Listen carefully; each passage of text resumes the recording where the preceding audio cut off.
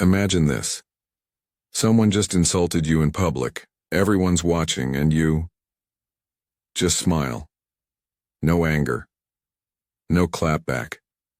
No need to win. You walk away calm, composed, and completely unbothered. How? Hey, welcome back to the channel that rewires your mindset, not just for success but for peace. Let's be honest. Getting angry is easy. All it takes is a rude comment, a late reply, or someone cutting you off in traffic. Boom. You're irritated, spiraling, overthinking. But here's the secret. Nobody tells you. You don't need to fight anger. You just need to understand it and outgrow it. In today's video, we're diving deep into how to never let people get under your skin again. We're not talking about suppressing emotions or pretending to be zen. This is about building an unshakable mindset, step by step, using science, psychology, and real-life tactics that actually work. By the end, you won't just be calm, you'll be untouchable, because you've mastered something 99% of people never will: emotional immunity. What is emotional immunity? Most people don't realize this, but anger is a reaction, not a requirement. You're not forced to feel it. You've just never been taught how not to. Emotional immunity is exactly what it sounds like. Just like your body builds resistance to viruses, your mind can build resistance to emotional attacks. Imagine someone throwing words at you, sarcasm, criticism, even lies. But instead of absorbing it, your brain goes, "Oh, this again? That's not mine." To carry. That's emotional immunity, and no, it's not about becoming cold or heartless. It's about becoming selective. You choose what enters your mind, just like you choose what enters your home. Real-life example. The coffee spill test picture. This. You're holding a full cup of coffee. Someone bumps into you. It spills all over your shirt. Annoying, right? Now pause. Ask yourself, why did the coffee spill? Most people say because someone bumped me, but the truth is, the coffee spilled because it was already full. That's you. If you're already filled with stress, ego, or expectation, one small bump will spill everything out. Emotional immunity means emptying that cup regularly. Meditation, walks, deep breaths, venting with a journal. Not because life is always peaceful, but because you choose not to carry chaos. The inner buffer technique. Okay, let's get into something super practical. The inner buffer. You ever hit undo after sending a message and think, "Thank God I paused for a second"? That's what this technique is all about. Creating a mental pause. A few seconds between what happens and how you respond. Because most of us, we react instantly. Someone disrespects you? Boom. Clap back. Someone disagrees with you? Boom. Defensive mode. But what if you installed a 3-second buffer in your brain? Just long enough to choose how you want to respond instead of being dragged by the moment. How to build your buffer in real life. Here's a simple exercise. Name it. When you feel triggered, say it in your head. This is anger. Naming. Emotions instantly gives you power over them. Zoom out. Imagine watching yourself from above like in a movie. How would a wise character handle this? Default to delay. Tell yourself, "I'll respond in 10 minutes. You usually won't even feel the need to respond by then. It sounds small, but this delay changes everything. It gives your logical brain time to step in before your emotions hijack the moment. Short story. The guy at the grocery store. One of our viewers shared this story. He was in line at a grocery store. The guy behind him started complaining, pushing forward. Clearly, in a bad mood, old him would have snapped, but this time he used the buffer. He turned, smiled, and said, "Rough day?" The guy paused, then sighed and said, "Yeah, man, my kid's in the hospital."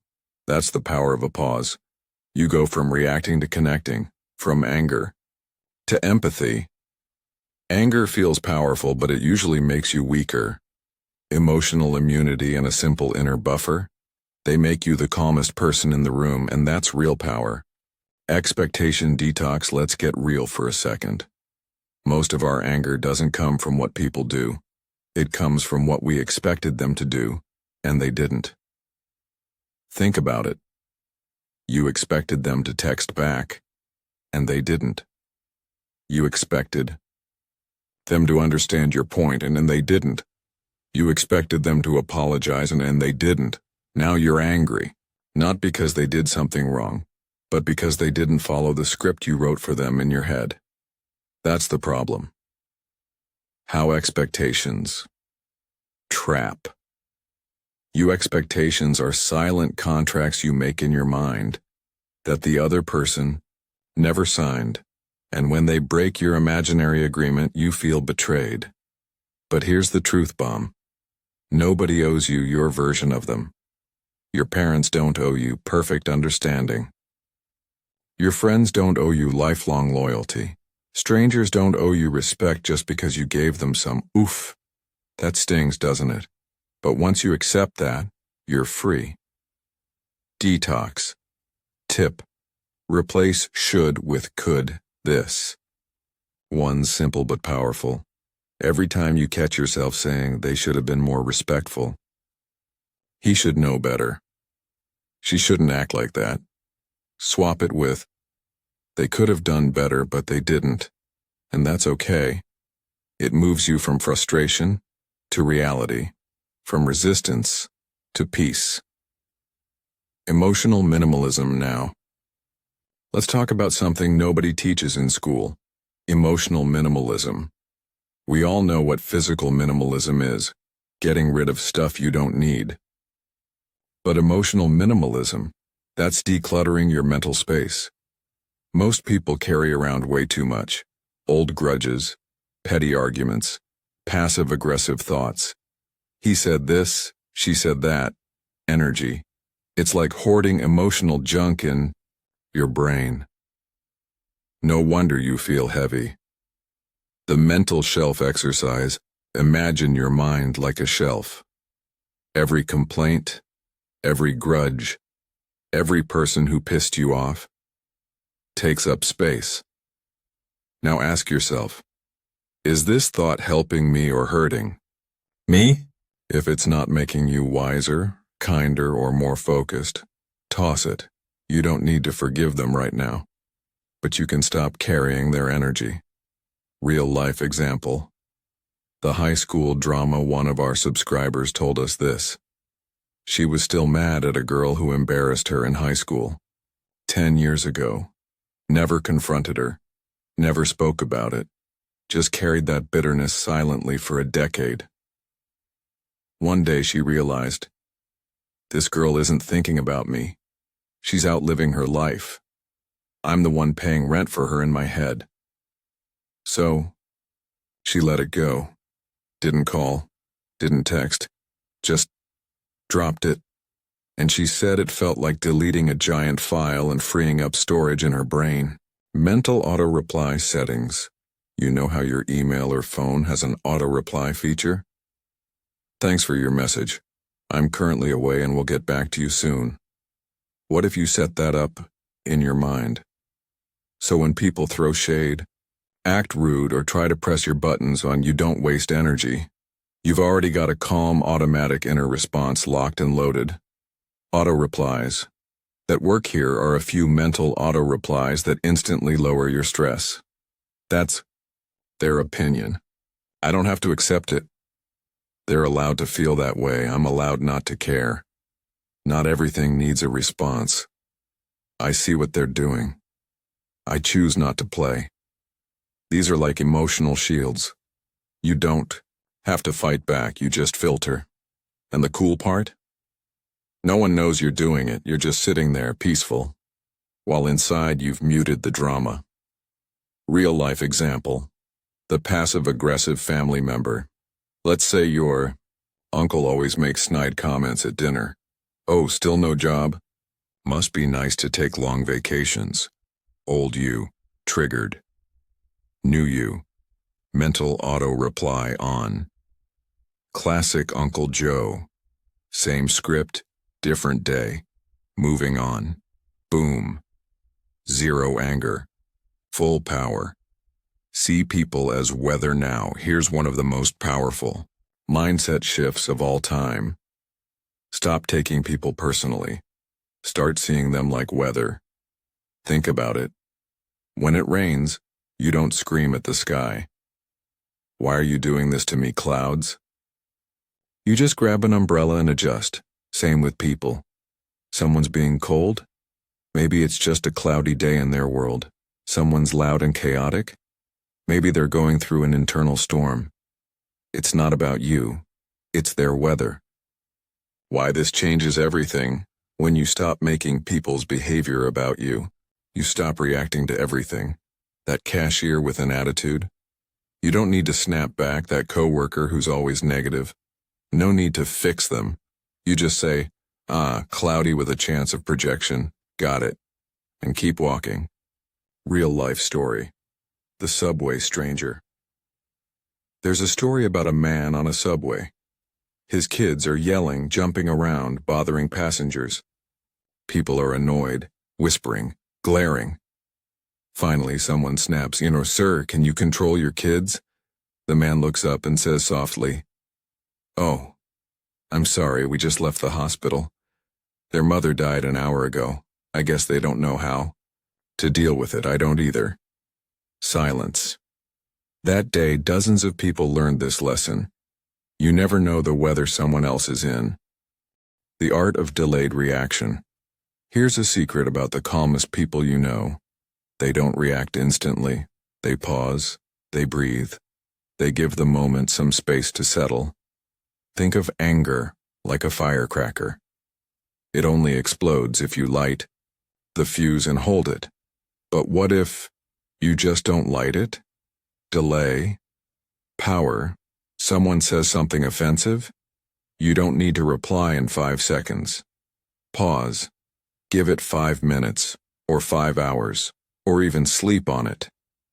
Most of the time, that angry reply, you were ready to send? It won't even feel worth it later. 5-second mind trick before reacting. Try this. Ask yourself, will this matter in 5 days? If not, drop it. And if it will matter in 5 days, you'll respond better after thinking clearly. Because in the gap between stimulus and response is where your peace lives. How to bore your anger to death. Anger feeds on attention. It wants drama, reaction, energy. What if you bored it to death? Seriously. Instead of fighting it, chasing it, or venting it, you let it sit in silence. No fuel, no spotlight. Example, the silent inner monologue. Let's say you just had a rude conversation with a coworker. Your mind is screaming, I should have said this. Next time I'll tell them off. Why do they always talk like that? Instead of entertaining that mental movie, just say, yep, that was annoying. Anyway, and move on. No rage, no rant, just next. That mental shift, it confuses your anger. Anger. Wait, that's it? You. Yep. Anger. But don't you want to replay the whole argument 5 times? You. Nah, kinda bored of it now. Boom. Anger unplugged. Real life story, the delayed email. Reply 1 subscriber told us this story. His boss sent him a harsh email. Totally unfair. Old him would have replied with a long emotional message. New him?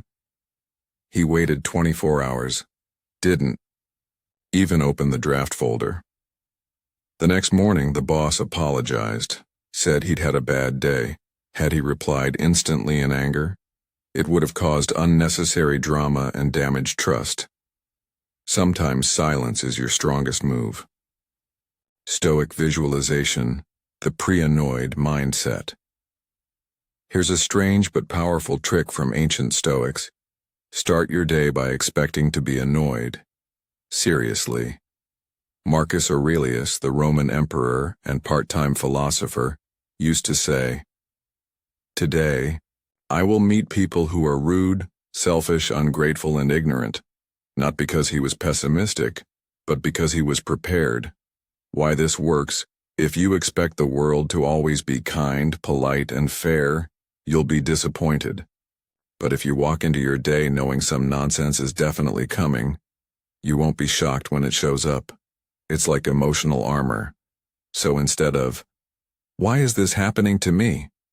you say, "Ah, there it is. The daily dose of drama. I was expecting you."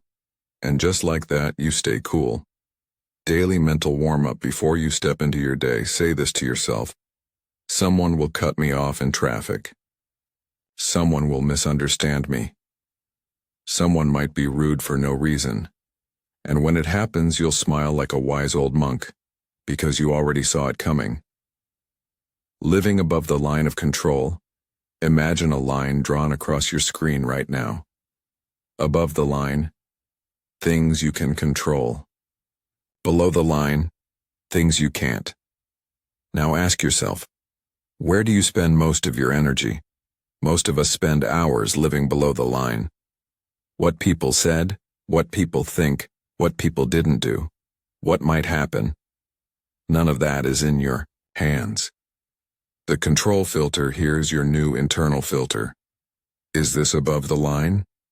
If yes, I'll act. If not, I'll let it go. This mindset keeps your emotional energy focused, clean, and powerful. Real-life example: the delayed train. Let's say your train is late. You're already running behind. You feel the stress rising. Option 1. Get mad, pace around, curse the system. Option 2. Pause. Ask yourself, is this above or below the control line? The train's delay? Below the line. How you respond? Above the line. So instead of stressing, you read, breathe, plan your next move. That's emotional mastery in real time.